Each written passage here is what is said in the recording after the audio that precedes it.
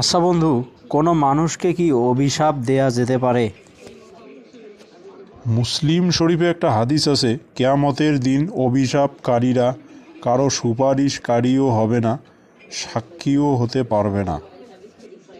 তোকে আরও দুটো হাদিস বলতেছি, মারাত্মক হাদিস। যে ব্যক্তি দুনিয়ায় লোক দেখাবার উদ্দেশ্যে অহংকার ও বড়লোকি প্রকাশের জন্য পোশাক পরিধান করে, কেয়ামতের দিন আল্লাহ পাক তাকে অপমান ও লাঞ্ছনার পোশাক পরিধান করাবেন। আরেকটা ভয়ঙ্কর হাদিস আছে, এই গোনাহের কাজটা অনেকেই করে থাকে। মানুষের যে হাত আছে, এই হাত গর্ভবতী হবে। কিয়ামতের দিন এক শ্রেণীর লোক এমনভাবে উত্থিত হবে বা উঠবে, যাদের হাত ব্যভিচারের ফলে অন্তঃসত্ত্বা থাকবে, অর্থাৎ গর্ভবতী হবে হাত, যারা দুনিয়ার জীবনে হস্তমৈথুন করত।